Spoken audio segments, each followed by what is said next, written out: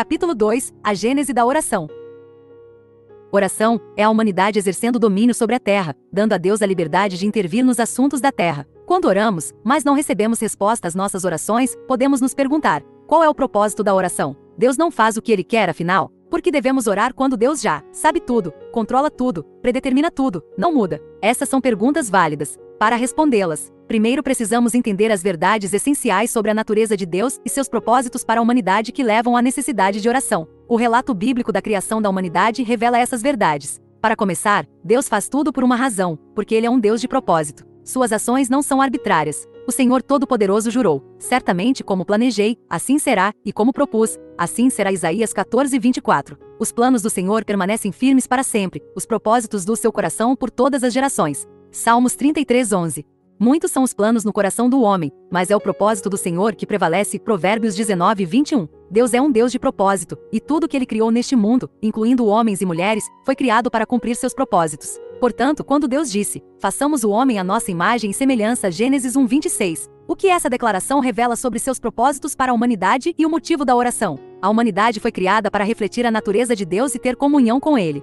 Primeiro, Deus criou a humanidade para refletir seu caráter e personalidade. Fomos criados para ser como Ele, tendo a sua imagem e semelhança. Gênesis 1:26. Isso significa que fomos criados para ter sua natureza e caráter moral. Isso deveria ser a essência do nosso ser. A razão pessoal pela qual Deus criou a humanidade foi para estabelecer uma relação de amor mútuo com a humanidade. Deus criou a humanidade à sua imagem para que o amor pudesse ser dado e recebido gratuitamente entre o Criador e o criado. A única razão pela qual o homem pode ter comunhão com Deus é que Deus fez o homem a partir de sua própria essência. Ele fez o homem ser espírito, assim como ele é espírito. Deus é espírito e os seus adoradores devem adorar em espírito e em verdade. João 4:24. Embora Deus seja o Criador, ele sempre enfatizou que é o Pai do homem. Não era seu desejo ser pensado principalmente como um Deus terrível ou um fogo consumidor. Deuteronômio 4:24. Deus quer que nos aproximemos dele como um filho faria com um pai amoroso. Não é ele vosso pai, vosso Criador, que te fez e te formou? Deuteronômio 32:6. Como um pai se compadece de seus filhos, assim o Senhor se compadece daqueles que o temem. Salmos 103:13. O homem foi criado a partir da essência de Deus, mas sempre depende de Deus como sua fonte. Como seres humanos, não somos autossuficientes, embora gostemos de pensar que o somos. Não podemos revelar a imagem e semelhança de Deus a parte de um relacionamento com Ele. Nossa intenção era refletir a natureza de Deus, no contexto de estarmos continuamente conectados a Ele em comunhão. 1 João 4:16 diz: quem vive no amor vive em Deus, e Deus nele. Nenhum ser humano ficará verdadeiramente satisfeito com a vida até que ame a Deus. Deus deve ter o lugar principal em nossas vidas, porque fomos projetados para encontrar a realização e o significado final nele. A humanidade foi criada para ter domínio. Em segundo lugar, Deus criou a humanidade para cumprir seus propósitos na Terra. Esta é a vocação primária da humanidade. Quando Deus criou o homem à sua imagem, Ele lhe deu livre-arbítrio. Desta forma, o homem recebeu a habilidade de planejar e tomar decisões, e então agir para cumprir esses planos, assim como Deus fez ao criar o mundo. O homem foi criado para cumprir os propósitos de Deus para a Terra, usando sua própria vontade e iniciativa. Ele deveria refletir o Deus que planeja com antecedência e executa seus planos por meio de atos criativos. Como foi a humanidade para cumprir essa vocação? Então Deus disse: façamos o homem à nossa imagem, à nossa semelhança, e que eles governem, dominem sobre os peixes do mar e as aves do céu, sobre o gado, sobre toda a terra e sobre todas as criaturas que se movem ao longo do solo. Então Deus criou o homem à sua imagem, a imagem de Deus o criou, macho e fêmea os criou. Deus os abençoou e disse-lhes: sejam fecundos e aumentem em número, encher a terra e subjugá-la. Domina os peixes do mar e as aves do céu, e sobre todo ser vivente que se move no solo. Gênesis 1:26-28. Deus disse: façamos o homem à nossa imagem, à nossa semelhança, e deixe-o governar, dominar. Gênesis 1:26. Surpreendentemente, o homem foi criado não apenas para ter um relacionamento com Deus, mas também para compartilhar a autoridade de Deus. Tu fizeste governante sobre as obras das tuas mãos, tudo pões sob seus pés. Salmos 8:6. As alturas do céu pertencem ao Senhor, mas a terra Ele deu ao homem. Salmos 115:16. Como Deus capacitou o homem a governar na terra? Sabemos que Ele primeiro criou a humanidade a partir de sua própria essência, que é o Espírito. No entanto, visto que a humanidade precisava ser capaz de governar no reino físico da terra, Deus então deu à humanidade corpos físicos manifestados em dois gêneros, masculino e feminino. É por isso que a Bíblia se refere à criação do homem tanto no singular como no plural. Criou Deus, pois, o homem à sua imagem, a imagem de Deus o criou. Homem e mulher os criou. Gênesis 1:27. A palavra homem nos versículos 26 e 27 de Gênesis 1 se refere à espécie que Deus criou, o ser espiritual chamado de homem, que inclui tanto o homem quanto a mulher. Isso significa que o propósito de domínio foi dado a homens e mulheres. O relato da criação da humanidade nos mostra que Deus nunca desejou ou pretendeu governar a terra sozinho. Por quê? É porque Deus é amor, 1 João 4:8-16, e o amor não pensa nesses termos. Uma pessoa egoísta deseja toda a glória, todo o crédito, todo o poder, toda a autoridade, todos os direitos e todos os privilégios. Mas uma pessoa de amor deseja que os outros compartilhem o que ele tem. É fundamental que entendamos que a relação de amor que Deus estabeleceu com a humanidade não está separada do propósito que Deus tem para a humanidade. Em vez disso, o relacionamento é fundamental para o propósito. Ambos são chaves essenciais para a oração. O significado do domínio. O reino terrestre. O que significa para a humanidade ter domínio sobre o mundo? Primeiro, Deus confiou o cuidado da terra ao homem. Isso significa que o homem deve ser o proprietário da terra física, incluindo todas as outras coisas vivas do mundo, peixes, pássaros, gado, todos os animais. Em Gênesis 2, lemos que Adão foi colocado no jardim do Éden para cuidar dele e cultivá-lo. Isso é o que a humanidade deve fazer com a terra inteira, cuidar dela e cultivá-la. Deus disse à humanidade com efeito: domine o meu mundo. Tome conta disso. Subjugue e modele com sua própria criatividade. O homem recebeu a liberdade de Deus para exibir criatividade enquanto governa a terra física e todas as outras coisas vivas que nela habitam. A terra deve ser governada, cuidada, modelada e moldada por seres feitos à imagem de seu Criador. Isso nos leva a um fato interessante que muitos crentes ignoram hoje. Deus não criou originalmente o homem para o céu, ele criou o homem para a terra. Deus é o governante do céu, e ele fez o homem para expressar sua autoridade neste mundo. Ele disse com efeito: eu quero que o que está acontecendo no céu aconteça no mundo criado. Quero que minha regra se estenda a outro reino, mas não quero fazer isso diretamente. Eu quero que o homem compartilhe minha regra. O plano de Deus para a criação era este: como Deus governava o reino invisível no céu, o homem governaria o reino visível na terra, com Deus e o homem desfrutando de comunhão contínua por meio de suas naturezas espirituais. Na verdade, Deus disse algo surpreendente sobre a humanidade, que está registrado nos Salmos: vós sois deuses, todos sois filhos do Altíssimo. Salmos 82:6. Deus nos fez à sua semelhança e deu a cada um de nós o livre-arbítrio, como um reflexo de sua própria natureza. Ele nos criou para sermos sua descendência. Portanto, ele nos chama de pequenos deuses. Agora, isso não significa que somos iguais a Deus ou que somos divindades. Adão e Eva só poderiam cumprir seu propósito se estivessem contando com o Deus do jardim e em constante comunhão com ele. Da mesma forma, podemos funcionar nos propósitos para os quais fomos criados apenas quando estamos conectados à nossa fonte. No entanto, precisamos reconhecer a alta estima e os propósitos que Deus tem para nós. Deus disse ao homem, em essência: deixe-me governar através de você para que possa apreciar, desfrutar e participar do meu governo, o reino espiritual. No entanto, ter domínio significa ainda mais do que cuidar do mundo físico. Visto que o homem é tanto físico quanto espiritual por natureza, a humanidade deve cumprir os propósitos de Deus para a terra não apenas no reino físico, mas também no reino espiritual. Desta forma, ele deve espalhar a natureza e o caráter de Deus por toda a terra. Quando Deus criou Adão e Eva e os colocou no jardim do Éden, nunca foi sua intenção que eles deixassem o jardim. Em vez disso, ele queria que o jardim fosse espalhado por toda a terra. O que isto significa? Deus queria que eles pegassem o caráter do jardim, a presença, luz e verdade de Deus, e o propagassem por todo o mundo. Este era o significado abrangente de ter domínio sobre a terra. Este ainda é o propósito de Deus. Isaías 11:9 diz: a terra se encherá do conhecimento do Senhor, assim como as águas cobrem o mar. Trabalhar com Deus em vez de para Deus. Quando Deus criou o homem para compartilhar sua autoridade, foi no contexto do relacionamento da humanidade com ele como sua descendência. Deus não criou homens e mulheres para serem servos, mas para serem filhos e filhas que estão de todo o coração envolvidos na gestão dos negócios da família. Este era seu plano para a humanidade desde o início. Ele sempre quis que seus filhos o ajudassem a cumprir seus propósitos. Isso significa que Deus não quer que o homem trabalhe para ele, mas com ele. A Bíblia diz que somos colaboradores de Deus, 2 Coríntios 6:1, ou cooperadores com ele. No grego original, companheiros de trabalho significa aqueles que cooperam, que ajudam, que trabalham juntos. Devemos sempre pensar no domínio da humanidade no contexto de um propósito comum com Deus baseado no amor mútuo e no relacionamento dos filhos e filhas com seu Pai Celestial. Vamos resumir o que discutimos até este ponto. Deus é um Deus de propósito e seus propósitos são eternos. Deus desejava uma descendência que fosse como ele, e que compartilhasse de seu governo e domínio. Deus criou a humanidade com e para um propósito desejado. Deus criou a humanidade à sua imagem e semelhança, como um reflexo de sua própria natureza. Deus fez a humanidade com vontade soberana e capacidade de expressão criativa. Realizar o propósito e a vontade de Deus na terra é a vocação do homem. O homem deve exercer seu domínio nos reinos físico e espiritual. Para cumprir o propósito de Deus, homens e mulheres devem desejar fazer a sua vontade, não trabalhando para ele como seus servos, mas com ele como sua descendência. O homem só pode funcionar em seus propósitos quando está conectado à sua fonte, a Deus como Criador e Pai. A natureza da oração. Sabemos que a humanidade sofreu uma tragédia quando Adão e Eva deram as costas a Deus e desejaram sua própria vontade, independentemente da vontade dele. Alguns acham que a oração se originou porque fomos separados de Deus por nosso pecado, e precisávamos de um meio para nos reconectarmos com ele. Esse é um uso para a oração, entretanto não é o coração da oração. Para entender sua essência, devemos perceber que a oração começou com a criação da humanidade. Não foi instituído depois da queda, mas antes dela. A oração existe desde o início do relacionamento de Deus com o homem.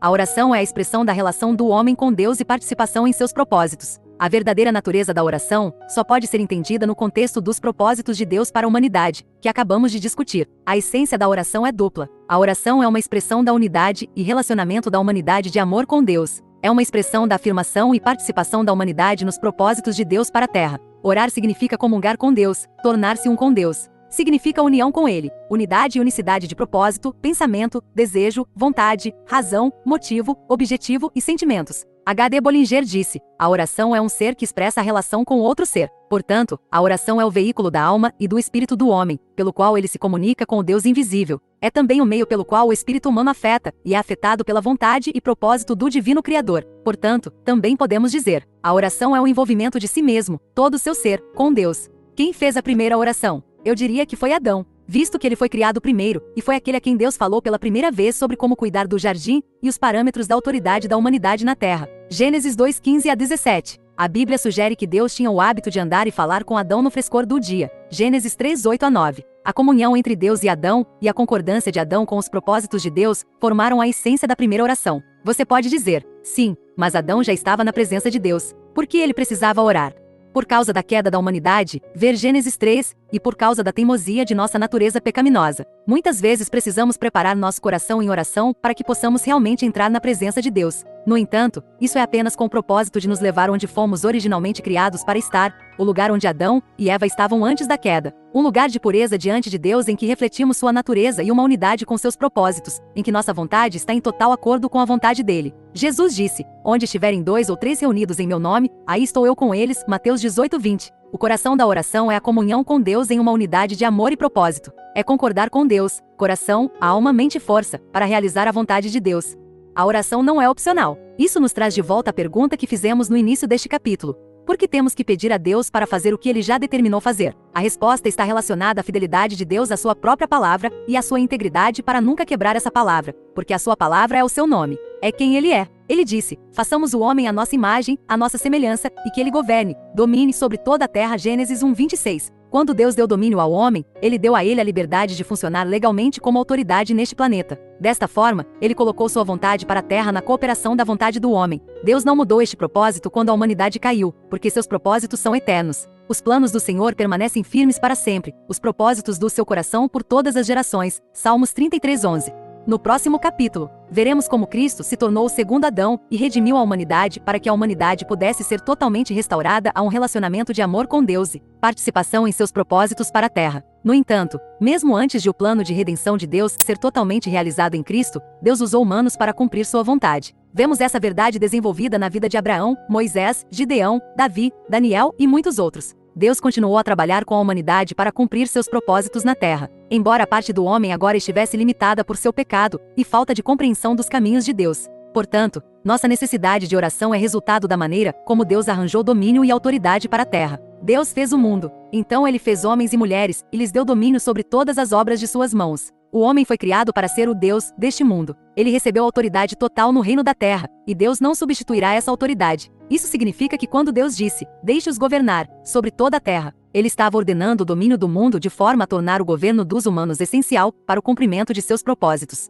Ele faz com que as coisas aconteçam na terra quando homens e mulheres estão de acordo com sua vontade. A oração, portanto, é essencial para que a vontade de Deus seja feita na terra, visto que Deus nunca quebra sua palavra sobre como as coisas devem funcionar. O plano de Deus é que o homem deseje o que ele deseja, e peça a Ele que cumpra seus propósitos no mundo, para que o bem e a verdade possam reinar na terra em vez do mal e das trevas. Nesse sentido, a oração é o homem dando a Deus a liberdade de intervir nos assuntos da terra. Em outras palavras, a oração é uma licença terrena para a interferência celestial. O propósito é a matéria-prima da oração. Como membro da raça humana criada à imagem de Deus, essa autoridade de domínio é sua herança. O desejo de Deus é que você deseje sua vontade. A vontade dele deve ser a espinha dorsal e o centro de suas orações, o coração de sua intercessão, a fonte de sua confiança na súplica, a força de suas orações fervorosas e eficazes.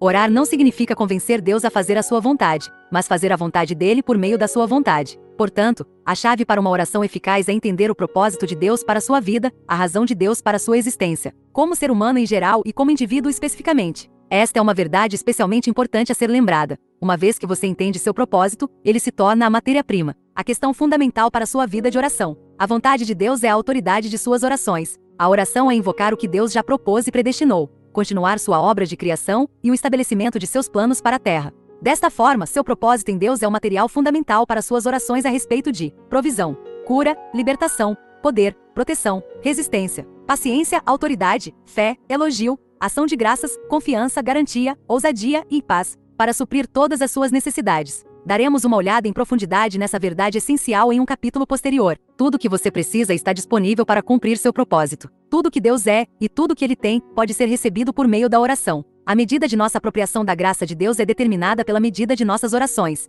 A vontade de Deus é a confiança em nossas orações. Algumas pessoas dizem, não tenho certeza do que devo orar. A resposta é encontrada em nosso propósito. Não devemos pedir a Deus que faça nada fora do que nos foi dado fazer com base em nosso propósito. Estaremos discutindo a aplicação prática desta verdade ao longo do restante deste livro. Continuamos orando erroneamente porque continuamos a pedir as coisas erradas. Quando você pede, você não recebe, porque você pede com motivos errados, para que você gaste o que você recebe em seus prazeres. Tiago 4:3. Se pedirmos coisas que são contrárias ao nosso propósito, ficaremos frustrados. Jesus sempre orou para que a vontade de Deus fosse feita e depois trabalhou para cumpri-la. Por exemplo, uma das orações mais longas registradas está em João 17. A oração de Jesus, na verdade, foi esta: Pai, antes de vir à terra, tu me deste pessoas para redimir. Eu os protegi, os mantive a salvo para esse propósito, e agora vou efetuar essa redenção por meio de minha morte e ressurreição. Eu cumpri e estou prestes a cumprir o seu propósito para mim. Ver João 17 versos 6, 9 a 12. Jesus conhecia o propósito do Pai Celestial para sua vida, e ele tanto desejava fazer a vontade de Deus quanto agia de acordo com ela. A minha comida, disse Jesus, é fazer a vontade daquele que me enviou e realizar a sua obra. João 4:34. Em João 11:41 e 42, Jesus expressou sua confiança de que Deus ouviu suas orações. Então Jesus olhou para cima e disse: Pai, obrigado por me ouvir. Eu sabia que você sempre me ouve, mas eu disse isso para o benefício das pessoas que estão aqui, para que acreditem que você me enviou. A garantia de Jesus em oração foi baseada em seu conhecimento e fazer a vontade de Deus, como diz em 1 João. Esta é a confiança que temos ao nos aproximarmos de Deus. Se pedirmos alguma coisa segundo a sua vontade, Ele nos ouve. E se sabemos que Ele nos ouve, tudo o que pedimos, sabemos que temos o que lhe pedimos. 1 João 5:14 e 15. A oração é exercer a autoridade do domínio. Quando conhecemos a vontade de Deus, quando somos obedientes a ela e quando pedimos a Deus para cumpri-la, Deus concederá o que pedimos a Ele. Quer estejamos orando pelas necessidades individuais, familiares, comunitárias, nacionais ou mundiais, devemos procurar estar em acordo com a vontade de Deus para que seus propósitos possam reinar na terra. Esta é a essência do exercício do domínio. Quando oramos, cumprimos nossa responsabilidade de demonstrar o que nosso relacionamento com o Senhor significa em termos de vida e governo no mundo. Visto que Ele deu à humanidade autoridade sobre a terra, Ele requer a permissão ou a autorização da humanidade para agir na terra. É por isso que, quando paramos de orar, permitimos que os propósitos de Deus para o mundo sejam prejudicados. Lembre-se de que Jesus ensinou a seus discípulos que sempre orem e não desistam. Lucas 18:1. Ele também disse: Eu lhes darei as chaves do reino dos céus. Tudo que ligares na terra será ligado no céu, e tudo que desligares na terra será desligado no céu. Mateus 16:19.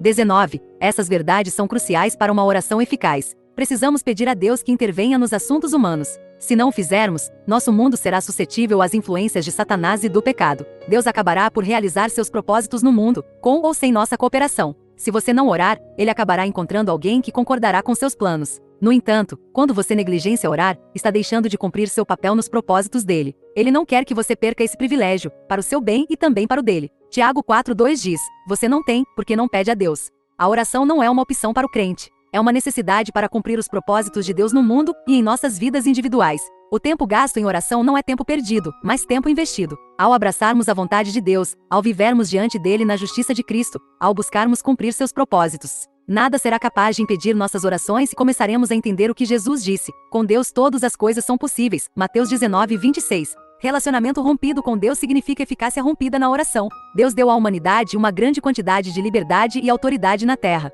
No entanto, esses dois dependiam do uso da vontade do homem para fazer a vontade de Deus.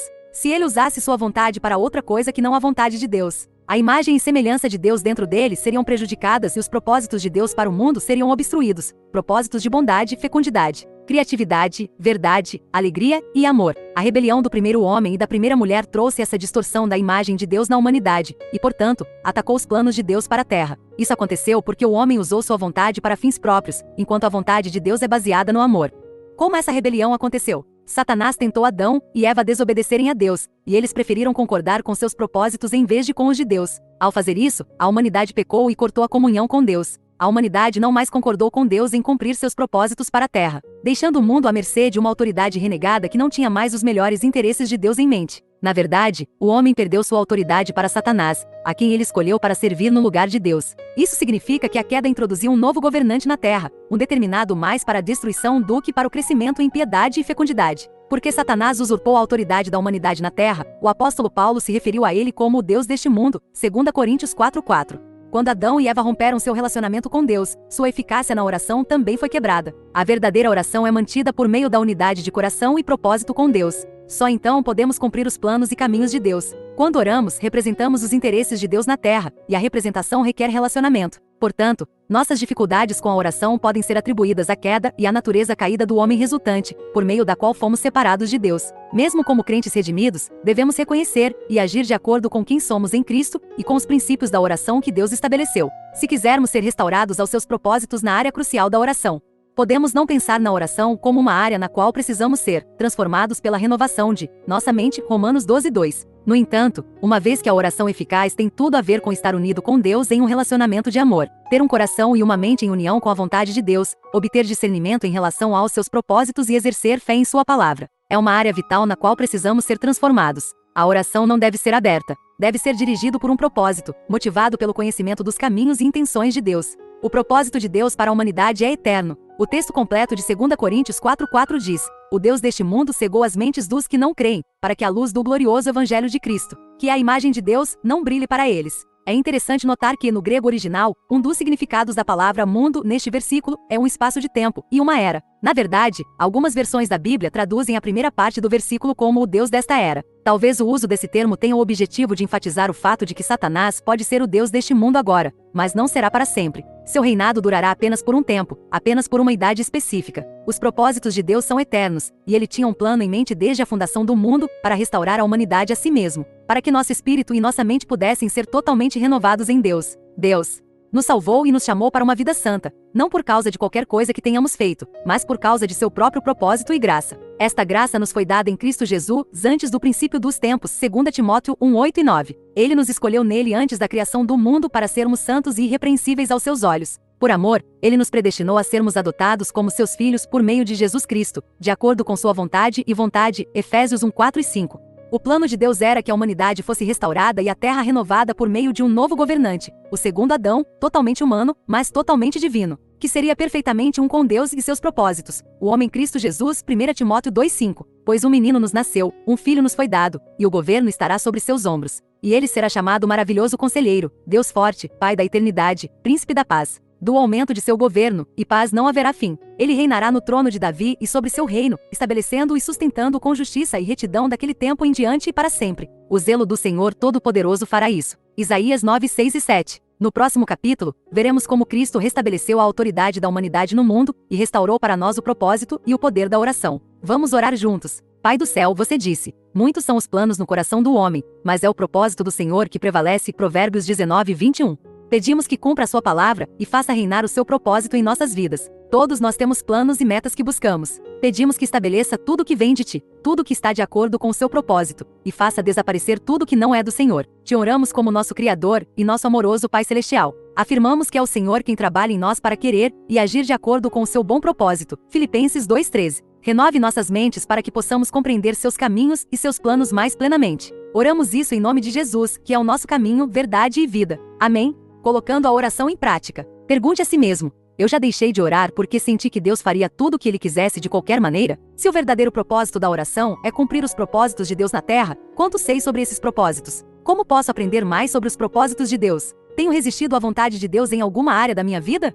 O que posso fazer hoje para construir um relacionamento mais profundo de amor com Deus? Qual é um dos propósitos de Deus sobre o qual posso começar a concordar com ele na oração hoje? Princípios. Primeiro, Deus é um Deus de propósito e seus propósitos são eternos. Segundo, Deus criou a humanidade para ir com o propósito desejado. Terceiro, Deus desejou uma descendência com quem pudesse compartilhar um relacionamento de amor, bem como governo e domínio. Quarto, Deus criou a humanidade à sua imagem, com sua natureza e caráter moral, e com uma vontade soberana. Quinto, Deus deu à humanidade a liberdade de funcionar como autoridade legal na terra. Ele colocou sua vontade para a terra na cooperação da vontade do homem. Este propósito nunca mudou, mesmo após a queda da humanidade. Sexto, a vontade de Deus é seu propósito para a humanidade. Para cumprir o que foram criados para ser e fazer, os homens e mulheres devem desejar fazer a vontade de Deus. Sétimo, a oração é uma expressão da unidade da humanidade e do relacionamento de amor com Deus. É também uma expressão da afirmação e participação da humanidade nos propósitos de Deus. Oitavo, a oração é o envolvimento de toda a pessoa com Deus. Nono,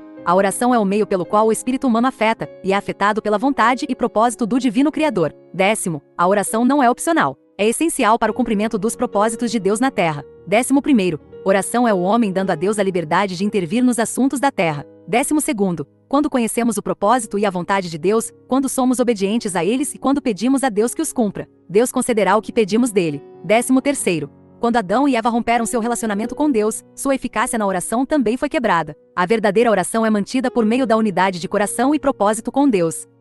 Deus te abençoe e até o próximo capítulo.